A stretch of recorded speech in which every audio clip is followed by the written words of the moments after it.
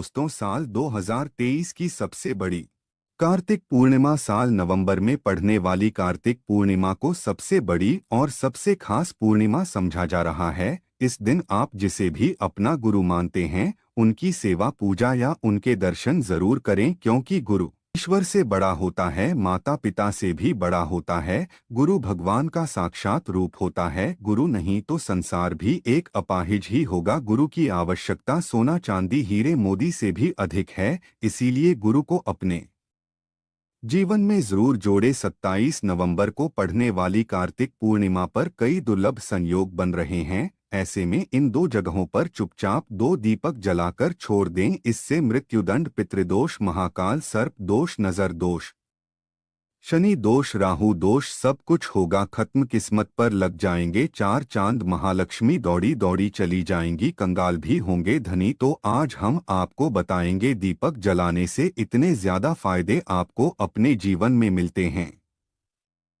और किस तरह आपको दीपक जलाना चाहिए, कौन सी दिशा में, जिससे आप बहुत ज्यादा तरक्की हासिल कर सकें और अपने जीवन में सभी बाधाओं को खत्म कर सके। सबसे पहली बात तो आपको ध्यान में रखनी चाहिए कि अपने घर के मंदिर में रोजाना ही दीपक जलाना चाहिए। कभी भी ऐसा नहीं होना चाहिए कि आपने दीपक जलाया हो, क्योंकि घर के मंदिर में रोजाना दीपक जलाना बहुत ही जरूरी होता है। इसी से आपके घर से सभी नेगेटिव एनर्जी बाहर निकलती है। यदि आप कोई भी दीपक नहीं जलाते हैं घर के मंदिर में या फिर अपने घर में शाम के समय, तो इससे आपके घर का वातावरण बहुत ज्यादा नेगेटिव तो होता ही है, आपके घर की परेशानी भी बहुत ही ज्यादा बढ़ने लगती है। घर का मुख्य जो होता है उसे बहुत ज्यादा मेहनत करनी पड़ती है। इसकी वजह से परेशानी, डिप्रेशन और टेंशन में घर का मुखिया पहुंच जाता है। शाम का समय हिंदू धर्म में ज्यादा महत्वपूर्ण समझा जाता है और जो लोग शाम के समय कभी भी घी का दीपक या फिर तेल का दीपक अपने घर में नहीं जलाते हैं, तो उनके घर में हमेशा ही मुसीबत बनी रहती है। यानी कि एक मुसीबत से निकलते हैं तो दूसरी कीमत में उससे पहले ही फंस जाते हैं और हमेशा ही धन की समस्या, परेशानियां बढ़ती रहती है। उनके जो बच्चे होते हैं वह भी उनके खिलाफ होने लगते हैं, उनका कहना बिल्कुल भी नहीं मानते हैं। इसी तरह घर का पूरा माहौल ही दुखपूर्ण होने लगता है। काफी लोग इन चीजों को डोट मानते भी हैं तो जानते हुए भी उपाय नहीं कर पाते हैं और भूल जाते हैं। उन्हें इन चीजों से होने वाले नुकसान के बारे में पता नहीं होता है। इसीलिए रोजाना को एक घी का दीपक या फिर तेल का दीपक जलाना बहुत ही जरूरी होता है। यदि आप नहीं जला सकते हैं तो कोई और मनुष्य भी आपके घर में दीपक जला सकता है, परंतु रोजाना दीपक जलाना बहुत ही होता है। इसी से आपकी सभी नेगेटिव एनर्जी आपके घर से हमेशा बाहर रहती है। दोस्त, और शाम का समय ऐसा होता है जिस समय नकारात्मक ऊर्जाएं बहुत ही ज्यादा प्रबल होती है और आपके घर में प्रवेश कर जाती है। ऐसे में यदि आप घर में या घर के मंदिर में दीपक नहीं जलाते हैं तो नेगेटिव एनर्जी बहुत ही ज्यादा परेशान करती है, आपके सभी काम बिगाड़ने लगती है।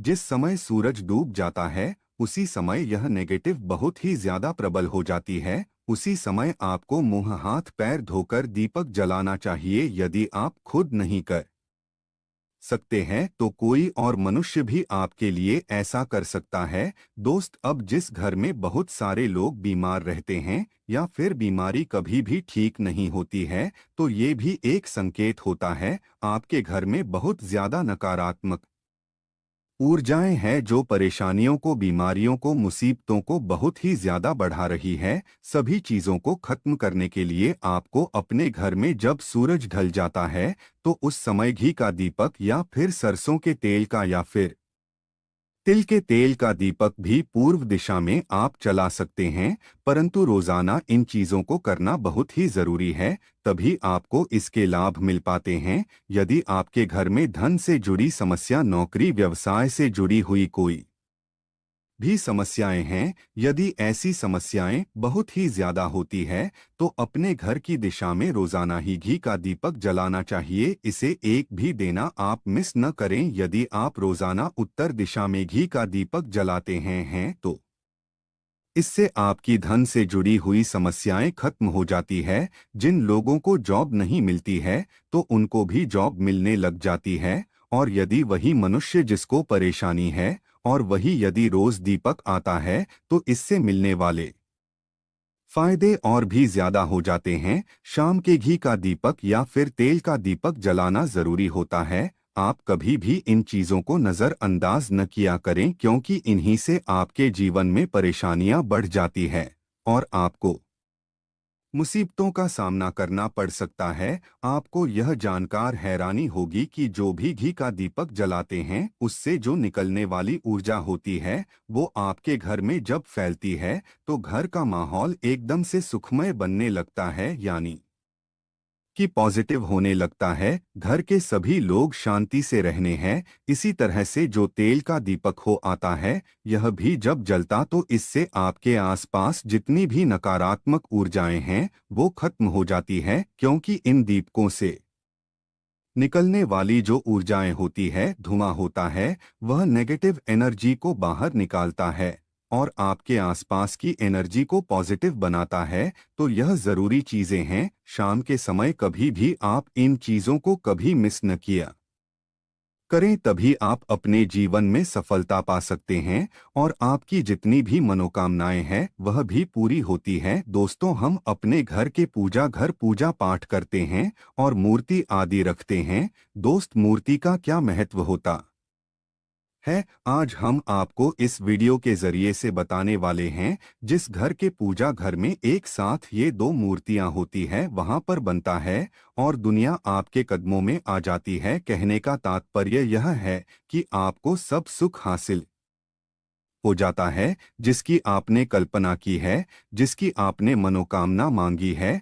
दोस्त, घर के घर में हम पूजा करते हैं, पूजा पाठ करते हैं और पूजा पाठ के जरिए से कुछ चीजें देखने और आदि का प्रयत्न करते हैं ताकि हमें उस पूजा का फल हासिल हो जाए और हम उसी अनुरूप घर के अंदर मूर्ति आदि लगवाते हैं ताकि हम उन देवी का सुंदर मुख देख सके और उनका आशीर्वाद हासिल कर सकें। परंतु दोस्तों, यदि हम अपने घर के घर में इन मूर्तियों के साथ अन्य मूर्तियां भी रखते हैं तो तौर पर हमारी किस्मत बदल जाती है और देखते ही देखते हमारे जीवन के अंदर की सारी कंगाली खत्म होने लगती है। दोस्तों, बात करते उन मूर्तियों के बारे में कि आखिर कौन सी दो मूर्तियां एक साथ में आपको रखनी चाहिए ताकि उसका सच्चा सर्व सुख आपको हासिल हो सके। सबसे पहले यदि हम किसी मूर्ति की बात करें तो दोस्तों, यदि आप श्री कृष्ण के भक्त हैं और बाल गोपाल की मूर्ति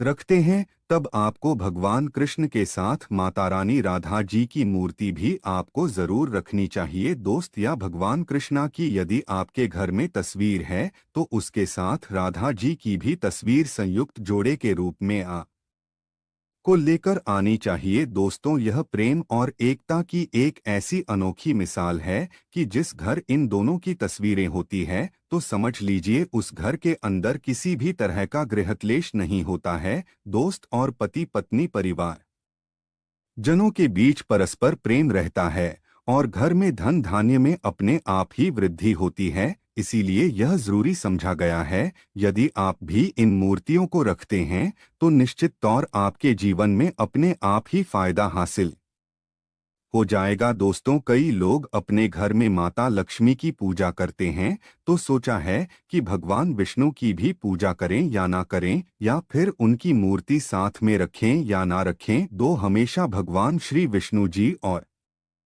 माता लक्ष्मी की पूजा को एक साथ करनी चाहिए। दोस्त, देवाधिदेव महादेव भगवान विष्णु और भगवान ब्रह्मा जी तीनों ही देवताओं को सर्वशक्तिमान देवता समझा गया है और त्रिदेवों में भगवान जी को पूजा जाता है। तो यदि आप अपने घर के घर में लक्ष्मी नारायण जी की संयुक्त रूप में पूजा करते तो निश्चित तौर पर आपके घर में दिन दुगनी रात चौगुनी वृद्धि देखने मिलती है। दोस्तों, तो इसीलिए आप भगवान विष्णु जी के साथ माता लक्ष्मी जी की पूजा करें। यदि माता लक्ष्मी की अकेली तस्वीर है तो आपको उनके बाएं तरफ भगवान श्री गणेश और भगवान श्री कुबेर जी की मूर्ति या तस्वीर अपने घर के मंदिर में जरूर लगानी ही चाहिए। यदि आप माता लक्ष्मी जी के बाएं तरफ भगवान श्री गणेश जी की मूर्ति लगाते हैं या तस्वीर लगाते हैं, आपको निश्चित तौर पर लाभ हासिल होता है और देखते ही देखते जीवन के अंदर की कंगाली खत्म होने लगती है और धन प्राप्ति के लिए आपको लक्ष्मी गणेश जी की संयुक्त रूप से पूजा करनी चाहिए। समझा जाता है माता लक्ष्मी धन दे दी है तो भगवान श्री गणेश रिद्धि सिद्धि का भंडार और वृद्धि का विकास करते हैं, इसी वजह से इनकी पूजा मानी गई है।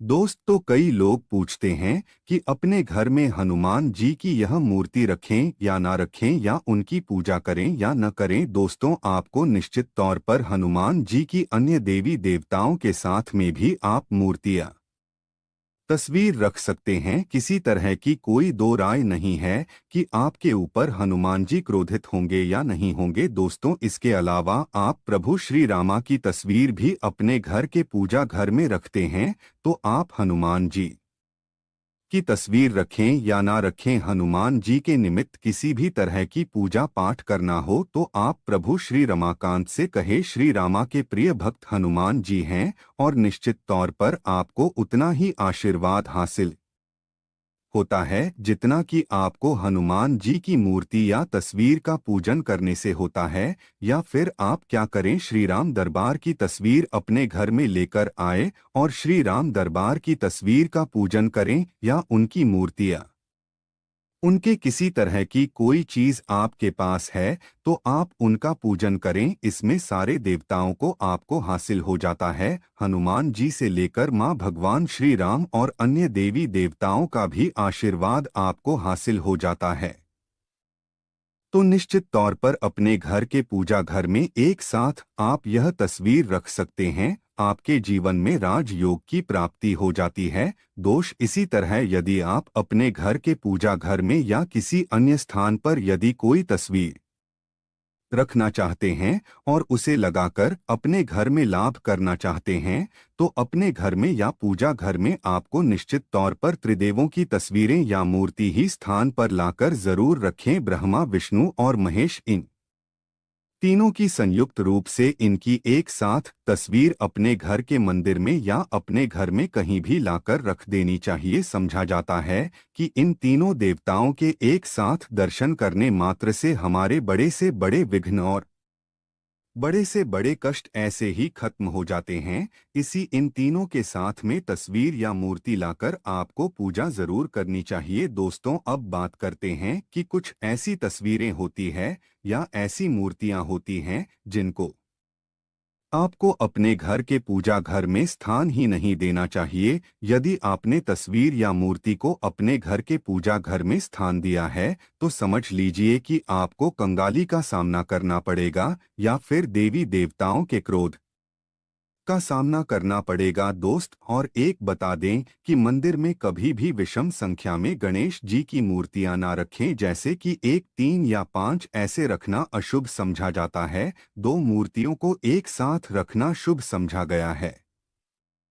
यदि आप सिर्फ गणेश जी की मूर्ति रखते हैं तो इसके अलावा किसी भी तरह की मूर्ति आपको नहीं रखनी चाहिए। दोस्त, और इन्हें स्थापित करते वक्त ध्यान दें कि गणेश जी का चेहरा हमेशा घर के मुख्य दरवाजे की तरफ होना चाहिए, ताकि आपको अच्छे और सच्चे लाभ की प्राप्ति हो। और इस बात का ध्यान कि घर में अंगूठे से बड़े आकार का शिवलिंग आपको भूलकर भी नहीं रखना चाहिए। हमेशा एक छोटा सा शिवलिंग रखें और इससे ज्यादा शिवलिंग आपको नहीं रखना चाहिए। दोस्तों, वैसे तो आपको अपने घर में शिवलिंग रखना ही नहीं चाहिए, उसके बाद भी यदि आप रखते हैं तो अंगूठे के आकार से बड़ा शिवलिंग आपको नहीं रखना चाहिए। आप छोटा शिवलिंग रख दें और ध्यान रखें कि एक से ज्यादा शिवलिंग आपको भूलकर भी रखना है। घर में यदि आप रखते हैं तो शिवलिंग के ऊपर आपको तुलसी भूलकर भी अर्पित नहीं करना चाहिए। यदि आपने शिवलिंग रख लिया है और उस पर तुलसी और पढ़ कर दी है तो देवी देवताओं के क्रोध का आपको सामना करना पड़ेगा। 2 मंदिर में हमेशा यदि आप हनुमान जी की तस्वीर रखना चाहते हैं, आप हनुमान जी के अनन्य भक्त हैं, तो बैठे हुए हनुमान जी की मूर्ति ही रखें। बजरंग बली रुद्र भगवान शिव के अवतार हैं, इस उनकी शिवलिंग की तरह ही मूर्ति रखें। साथ जो पति पत्नी होते हैं, वैवाहिक जीवन आपने नया स्टार्ट किया है तो हनुमान जी की मूर्ति यह तस्वीर अपने कमरे में, अपने बेडरूम में आपको भूलकर भी नहीं रखनी चाहिए, अन्यथा आपको आपके जीवन में कई तरह के दोषों का सामना करना पड़ता है। दोस्तों, हनुमान जी ब्रह्मचारी है तो इस बात का आपको ध्यान रखना चाहिए। दोस्त, और राधा कृष्णा की मूर्तियां यदि आप जैसे अपने शयन कक्ष में सोते हैं, वह बेड के सामने की तरफ रखी है कि जैसे कि आप सुबह उठे और आपको उठते ही पहले उनके दर्शन हो जाएं, तो समझ लीजिए कि आपका जीवन मालामाल होने वाला है। किसी भी तरह का कोई दुख धन की चिंता आपके जीवन में नहीं रहेगी। दोस्तों, इसी तरह यदि माता दुर्गा की तस्वीर आप अपने घर में लेकर आना चाहते हैं और चाहते हैं कि माता दुर्गा की तस्वीर के जरिए से आप अपने जीवन में समृद्ध देखें, तो दोस्तों भूलकर भी माता दुर्गा की क्रोधित की तस्वीर जैसे की तस्वीर या फिर महिषासुर का वध करते हुए या क्रोधित अवस्था में माता लक्ष्मी की, माता दुर्गा की तस्वीर लाकर आपको उनकी पूजा नहीं करनी चाहिए। दोस्तों, हमेशा शांत और सुंदर मुख वाली तस्वीर ही अपने घर के अंदर लाकर पूजा करनी चाहिए, बहुत ही शुभ और मंगलकारी समझा जाता है। दोस्त, इस बात का ध्यान रखें कि यदि आप अपने घर में मूर्तियां रखते हैं तो आपको इनको भूलकर भी टूटे हुए चावल चढ़ाने चाहिए। बेहतर आप चावल को पीला करके ही वह चावल चढ़ाएं, परंतु टूटे हुए चावल आपको भूलकर भी माता लक्ष्मी को या अपने घर में देवी देवता को नहीं चढ़ाने चाहिए। दोस्त, इसी तरह इस बात का भी ध्यान रखें कि अपने घर के मृत परिजनों या पूर्वजों को मंदिर में स्थापित न करें, ऐसा करना अशुभ समझा जाता है। और यदि आप ऐसा लगातार कर रहे हैं तो निश्चित तौर पर आपके परिवार के ऊपर दोष लग सकता है और पितरों का दोष लग सकता है कि पूजा एक अलग स्थान पर की जाती है, घर के अंदर में उनको स्थापित नहीं किया जाता है। दोस्त, तो इसी तरह भगवान भैरव की तस्वीर या भगवान शनि देव की, राहु केतु के इस तरह की तस्वीरें अपने घर में ही नहीं लेनी चाहिए। प्रतीकात्मक रूप से आप घर के पानी रखने के स्थान पर उनकी पूजा कर सकते हैं, क्योंकि इनकी साधना तंत्र मंत्र और विशेष महत्व द्वारा की जाती है। घर के अंदर आप ऐसे ही इनकी पूजा पाठ आप नहीं कर, इनकी पूजा पाठ में यदि किसी तरह की कमी रह जाती है तो उनको बहुत ज्यादा क्रोध आ जाता है, क्रोध का को सामना करना पड़ता है। इसी वजह से आपको इस तरह की तस्वीरें या मूर्तियां अपने घर के अंदर नहीं रखना चाहिए। और जो पहले हमने आपको बताया उस तरह की तस्वीरें तो निश्चित तौर पर आप रखकर अपनी जिंदगी में फायदा हासिल कर सकते हैं।